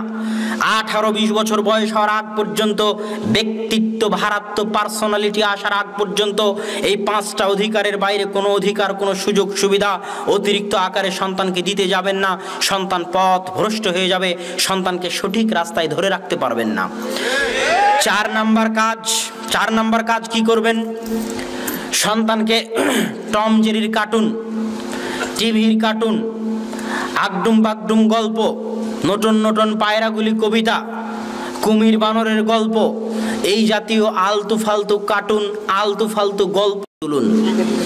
সন্তানকে নবীদের কাহিনী শোনান, ইব্রাহিম আলাইহিস সালাতু ওয়াস সালামকে আগুনে নিক্ষেপ করা হলো, কিভাবে আগুন থেকে বের হয়ে আসলেন, মুসাকে সমুদ্রে ফেলে দেওয়া হলো, তারপরে কি ঘটলো, মুসার শত্রুর বাড়িতে আল্লাহ মুসাকে লালন পালন করলেন, তারপরে কি হলো, ইউসুফকে কুয়া থেকে বের করে রাজার বাড়ি হয়ে ইউসুফকে অপবাদ দিয়ে জেলখানায় দিয়ে জেলখানা থেকে মুক্ত করে মন্ত্রী বানিয়ে আল্লাহ ইউসুফের পিতার চক্ষু ফিরিয়ে দিলেন। এই যে নবী রাসূলদের যে কাহিনী আছে, এই নবী রাসূলদের কাহিনী সন্তানকে শোনান, এই কাহিনীগুলো তাকে পড়ান, তাকে শোনান, তাকে বলেন, এই কাহিনীগুলো মরা পর্যন্ত তার মনে, তার হৃদয় স্পটে এঁকে থেকে যাবে এবং তাকে সৎ আদর্শবান হতে সাহায্য ও সহযোগিতা করবে। 5 নাম্বার কি প্রয়োজন, তার সামনে একজন ব্যক্তিত্ববান পিতার প্রয়োজন। ব্যক্তিত্ববান পিতা মানে যে পিতা তার সন্তানকে কন্ট্রোল করতে পারে না, সে ব্যক্তিত্ববান পিতা নয়। ব্যক্তিত্ববান পিতা কাকে বলবে দেখবেন, 1 মিনিট দেখেন ব্যক্তিত্ববান পিতা কাকে বলে। বেশি সময় নিব না, আমারও সময় শর্ট, কেননা আব্বু 8 মোলে আছে, এখান থেকে প্রোগ্রাম শেষ করে আব্বুকে ওখান থেকে নিয়ে তারপরে রাজশাহী যেতে হবে, এই জন্য আমিও সময় বেশি নিব না। তবে একজন ব্যক্তিত্ববান পিতার একটা উদাহরণ দেখেন। সফরে আছে রাসূল সাল্লাল্লাহু আলাইহি ওয়াসাল্লাম, আল্লাহ রাসূলের সাথে আছে তার স্ত্রী আয়েশা রাদিয়াল্লাহু তাআলা আনহা। সফরে আয়েশা রাদিয়াল্লাহু তাআলা আনহার হার হারিয়ে গেছে, গলার স্বর্ণের মালা হারিয়ে গেছে, এই জন্য কাফেলা রওনা হতে পারতেছে না। আবু বকর রাদিয়াল্লাহু তাআলা আনহু জিজ্ঞেস করলেন, কি কাহিনী, কেন তোমরা বের হচ্ছ না, কেন তোমরা রওনা হচ্ছ না? তো বলে, কাহিনী তো কিছু নয়, আপনার মেয়ে হার হারিয়ে ফেলেছে, হার হারিয়ে ফেলার কারণে তার হার খুঁজতে লেট হচ্ছে, এইদিকে সালাতের সময় হয়ে গেছে, আমরা উজু করার পানিও পাচ্ছি না। কি বিতিকিচ্ছিরি একটা অবস্থা, কি করুণ এবং কঠিন একটা অবস্থা। আবু বকর রাদিয়াল্লাহু তাআলা আনহু আল্লাহর রাসূলের খিমায় আল্লাহ রাসূলের তাবুতে প্রবেশ করলেন। তাবুতে প্রবেশ করে দেখেন রাসূল সাল্লাল্লাহু আলাইহি ওয়াসাল্লাম আয়েশা রাদিয়াল্লাহু তাআলা আনহার উরু রানের উপর মাথা রেখে ঘুমাচ্ছেন। পৃথিবীর সর্বশ্রেষ্ঠ নারীদের একজন আয়েশা রাদিয়াল্লাহু তাআলা আনহা, আর পৃথিবীর সর্বশ্রেষ্ঠ মানুষ, সর্বশ্রেষ্ঠ রাসূল মুহাম্মদ সাল্লাল্লাহু আলাইহি ওয়াসাল্লাম, তিনি তার সর্বশ্রেষ্ঠ স্ত্রীর রানের উপর মাথা দিয়ে ঘুমাচ্ছেন। আর নবী রাসূলদের পরে পৃথিবীর সর্বশ্রেষ্ঠ মানুষ আবু বকর রাদিয়াল্লাহু তাআলা আনহু তাবুতে প্রবেশ করলেন। কত ব্যক্তিত্ববান পিতা, কত ভারাত্বপূর্ণ পিতা। যদি বাংলাদেশের কোনো শ্বশুর হয় আর যদি জামাই এভাবে মেয়ের ওর উরু রানের উপর মাথা দিয়ে ঘুমিয়ে থাকে, তাহলে শ্বশুর তাড়াতাড়ি ঘর থেকে বের হয়ে যাবে। যদি আমার আপনার মতো কোনো শ্বশুর হয় তাহলে এটাই ঘটবে। কিন্তু আবু বকর রাদিয়াল্লাহু তাআলা এতটা ব্যক্তিত্ববান, এতটা ভারাত্বপূর্ণ যে সর্বশ্রেষ্ঠ মানুষের সামনে সর্বশ্রেষ্ঠ মেয়েকে সর্বশ্রেষ্ঠ পিতায় এমন জোরে মারলেন, এমন জোরে মারলেন, এমন জোরে মারলেন যে আয়েশা রাদিয়াল্লাহু তাআলা আনহা বলছে, আমার উরুর উপর যদি আল্লাহর রাসূল না থাকতো তাহলে আমি ছিটকে দূরে চলে যেতাম। এটা হচ্ছে একজন ব্যক্তিত্ববান পিতা। আপনি বাড়িতে ঢোকেন, আপনি আপনার সন্তানকে কন্ট্রোল করতে পারেন না, আপনার স্ত্রী আপনার সন্তানকে কন্ট্রোল করতে পারে না, মানে আপনারা উভয়ই জন্ম দিয়েছেন ঠিকই, এখনো পিতা হননি, এখনো মা হতে পারেননি, এখনো পিতা হতে পারেননি। পিতা বাড়িতে ঢুকবে তো বাড়ি শুনশান নীরব হয়ে থাকবে, ভয়ে থরথর করে সন্তানেরা কাঁপতে থাকবে, এর নাম পিতা। পিতার চোখ যেদিকে যাবে, সন্তান যেদিকে যাবে, এর নাম পিতা। পিতাই খাওয়ায়, পিতাই পড়ায়, কিন্তু পিতা নিজের ভারাত্ম ব্যক্তিত্ব রক্ষা করতে পারেনি, এই জন্য পরিবার কন্ট্রোল করতে পারেনি। এই জন্য আপনাকে ব্যক্তিত্ববান, ভারাত্মবান হতে হবে, তাহলে আপনার সন্তান আপনার থেকে শিখবে। আর যদি আপনার মধ্যে ব্যক্তিত্ব ভারাত্ম না থাকে তো আপনার সন্তান আপনার থেকে শিখতে পারবে না। আর যখন সন্তান পিতার থেকে শিখতে পারবে না তখন সন্তানের পথভ্রষ্ট হওয়ার সম্ভাবনা অনেক অনেক গুণ বেশি। আমি বক্তব্য লম্বা করব না। এবার 5 নম্বর পয়েন্ট, আগের 4টা কি বলেছিলাম ভুলে গেছেন কিনা মনে নাই। সর্বপ্রথম সন্তানকে তাওহীদের সাথে সম্পৃক্ত করে দিতে হবে। দ্বিতীয়ত সন্তানকে টিভি, মোবাইল 18-20 বছর বয়স পর্যন্ত দূরে রাখতে হবে। তৃতীয়ত সন্তানকে আপনি নিজে আদব কায়দা শিখাবেন, নিজে আদর্শ শিখাবেন।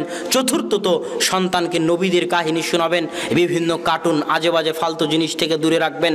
পঞ্চমত সন্তানের সামনে আপনাকে ব্যক্তিত্ববান আদর্শবান হিসেবে পেশ করতে হবে, যেন সন্তান আপনাকে অনুসরণ করতে পারে।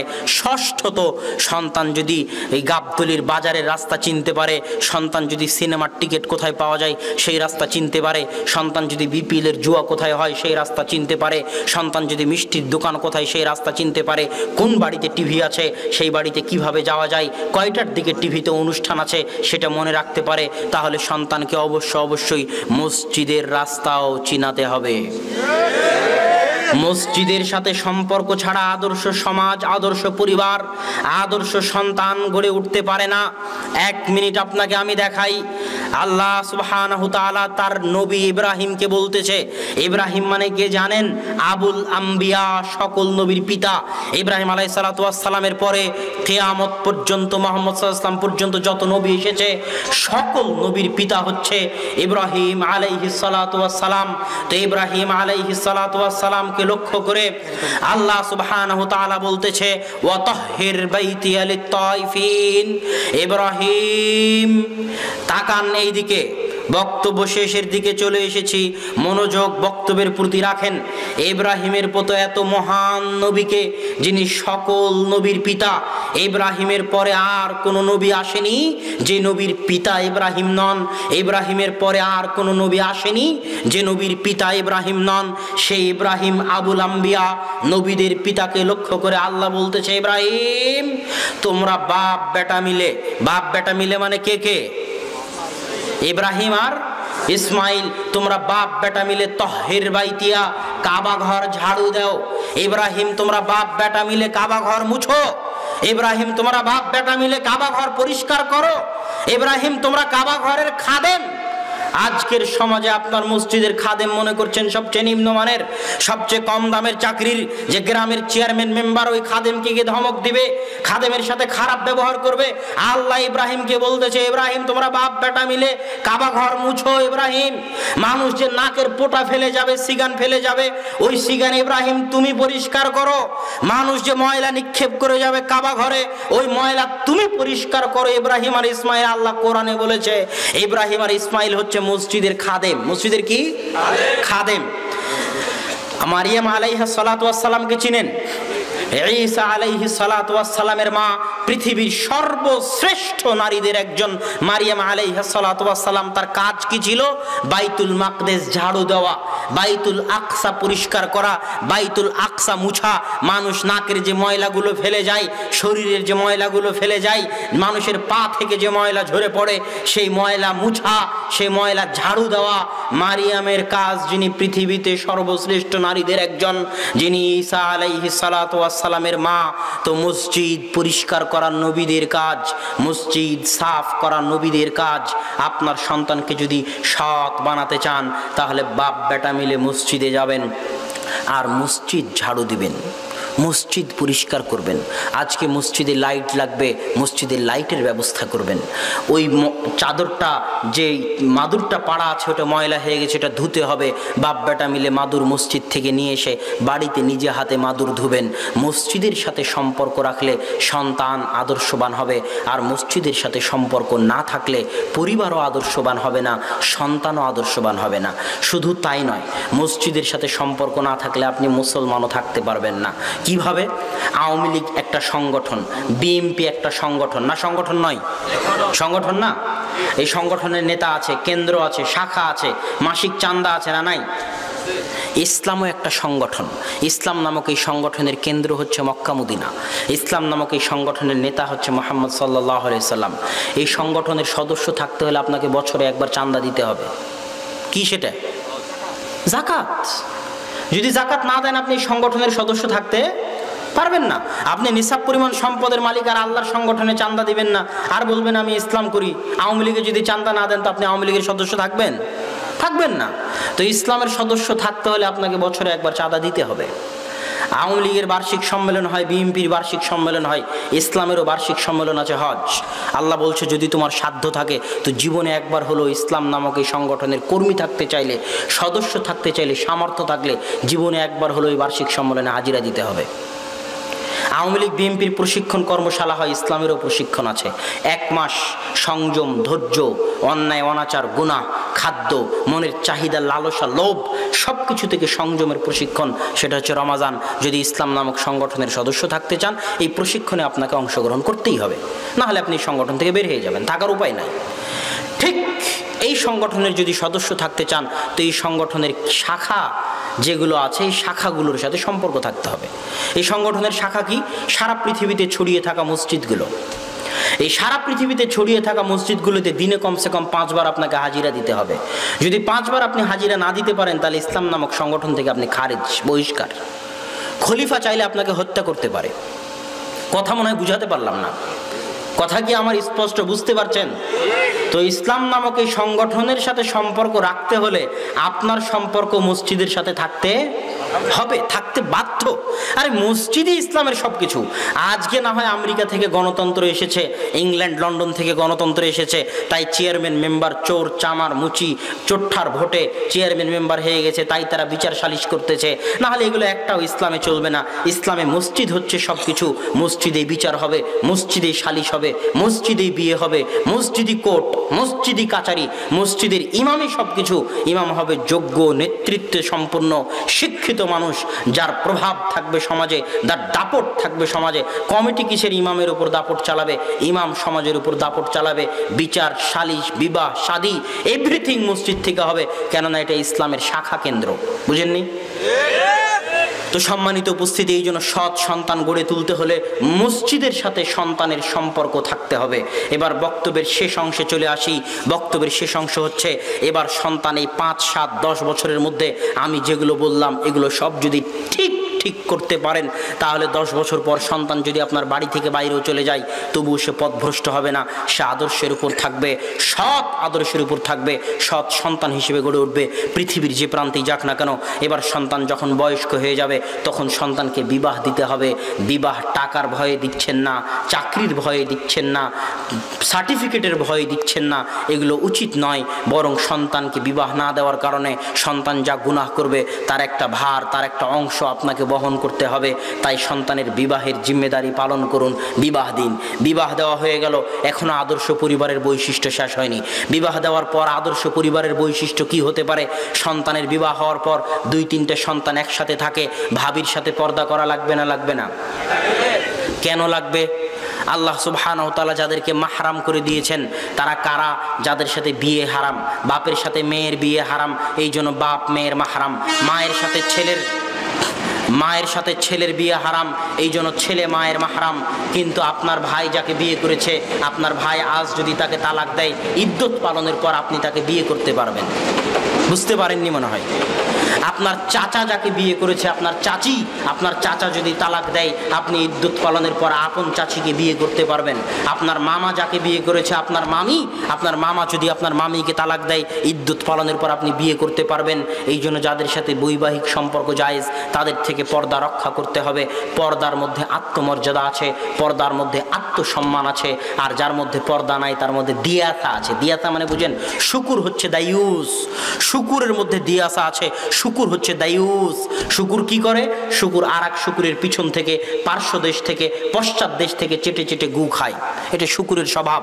এই জন্য যারা শুকুরের গোস্ত খায়, যাদের রক্তে শুকুরের রক্ত থাকে, তাদের সামনে যদি, তাদের ছেলে মেয়ে বউয়ের সামনে আরেকজন যদি জেনাও লিপ্ত হয় প্রকাশ্যে, তবুও কোনো প্রতিক্রিয়া তার শরীরে হয় না। কেননা তার শরীরে শুকুরের রক্ত প্রবাহিত আছে।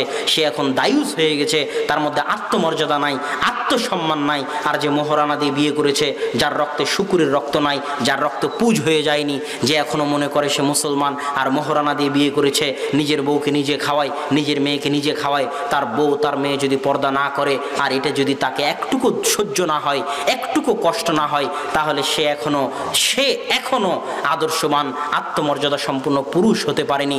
এই জন্য বাড়িতে পর্দার হেফাজত করতে হবে। কেননা রাসূল সাল্লাল্লাহু আলাইহি সাল্লাম বলেছেন, লা ইয়াদখুলুল জান্নাতা দায়ুস জান্নাতে প্রবেশ করবে না। যে বাড়িতে পর্দা রক্ষা করতে পারে না, সে জান্নাতে প্রবেশ করবে না। যে বাড়িতে পর্দা রক্ষা করতে পারে না, সে জান্নাতে প্রবেশ করবে না। এবার তারপরের কাজ কি হবে?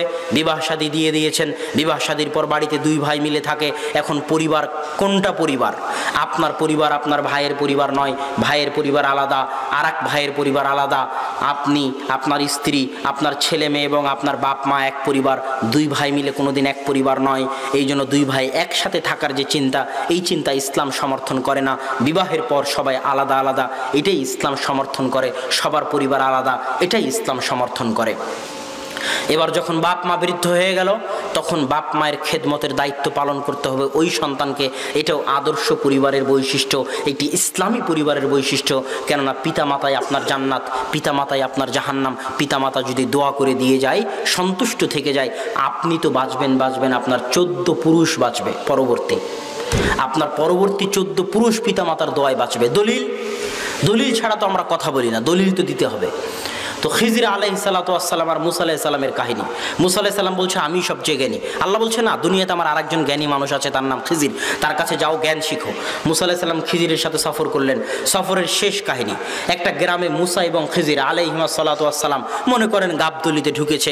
গাবতলির মানুষকে বলতেছে, দোয়ারপাড়া হামিদপুরের মানুষকে বলতেছে আমাদের খেতে দাও, আমরা দুইজন মুসাফির মানুষ এসেছি।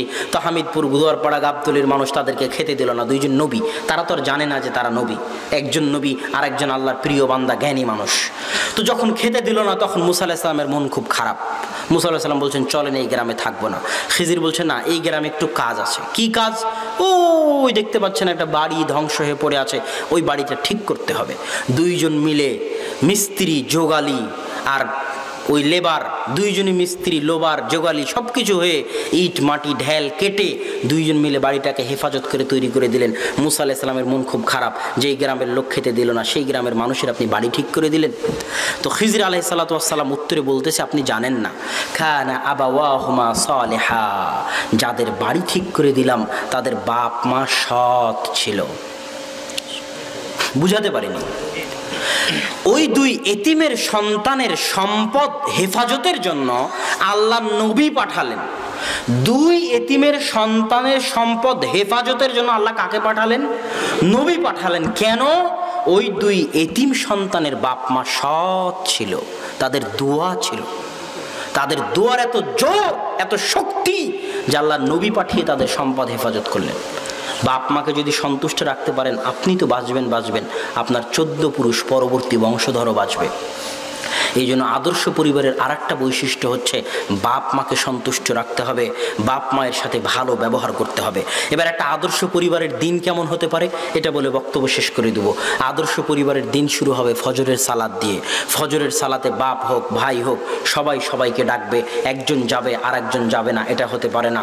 সবাই সবাইকে ডেকে মসজিদের সাথে সম্পর্ক থাকবে, মসজিদে যাবে। ফজরের সালাতের পরে ঘুমানো যাবে না, ফজরের সালাতের পরে ঘুমালে বরকত উঠে যায়, রুজিতে বরকত থাকে না। আল্লাহ রাসূল বলছেন ইন্নাল্লাহা জাআলা লিহাযিহিল উম্মাতা আল বারাকাতা ফি বুকুরিহা, আল্লাহ আমার উম্মতের জন্য বরকত রেখেছেন ফজরে।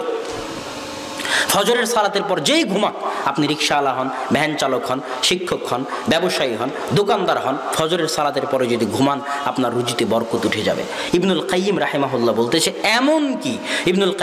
বলতেছে এমন কি আমরা সালাফদেরকে দেখেছি, আলেম ওলামাদেরকে দেখেছি, তারা যদি দূর দূরান্ত থেকে সফরে আসতেন, দূর দূরান্ত থেকে সফরে এসে কঠিন কাজ করে ক্লান্ত হয়ে যেতেন, তবুও তারা ফজরের পরে ঘুমাতেন না। কি করতেন?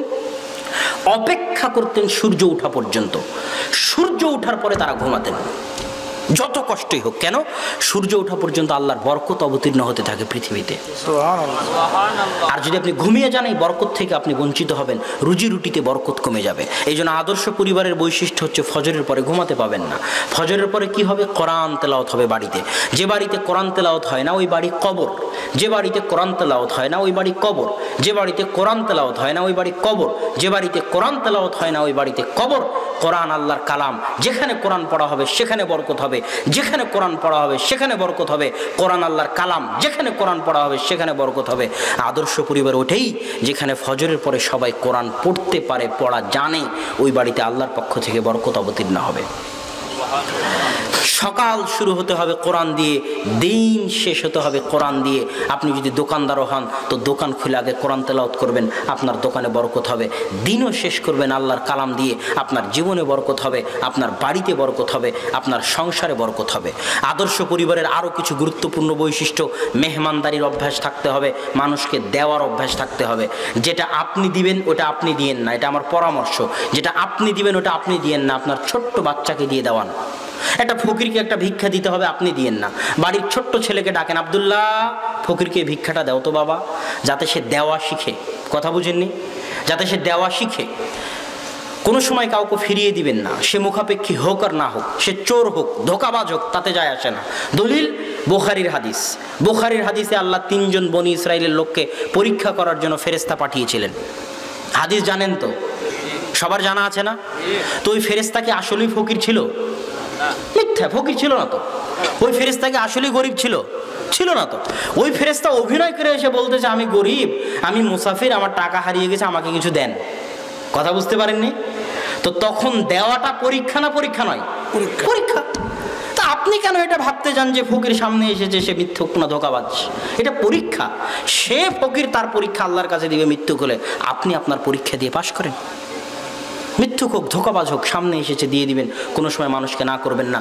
আদর্শ পরিবারের বৈশিষ্ট্য হচ্ছে মানুষকে দেওয়ার অভ্যাস থাকতে হবে বাড়িতে, ফকিরকে দেওয়ার অভ্যাস থাকতে হবে বাড়িতে। মাফ করেন এই কথা বাড়িতে বন্ধ করে দিতে হবে, মেহমানদারি করার অভ্যাস থাকতে হবে ইত্যাদি। অপচয় করা যাবে না, অপচয় থেকে বেঁচে থাকতে হবে। আল্লাহ সুবহানাহু ওয়া তাআলা আমাদেরকে একটি আদর্শ পরিবার গড়ে তোলার তৌফিক দান করুক, আল্লাহুম্মা আমিন। আজকের স্টেজের পাশে আপনারা আমার লেখা মিন্নাতুল বারী, আমরা হাদিস মানতে বাধ্য, এই বই দুটি এবং মাসিক আল ইতিসাম, মাসিক আল ইতিসাম মাত্র 20 টাকা বা 25 টাকা মূল্য। মাসিক আল ইতিসাম কিছুই যদি না পারেন, মিন্নাতুল বারী আমরা হাদিস মানতে বাধ্য কিছু যদি না নিয়ে যেতে পারেন, 14 ফেব্রুয়ারি তো কমসে কম মাসিক আল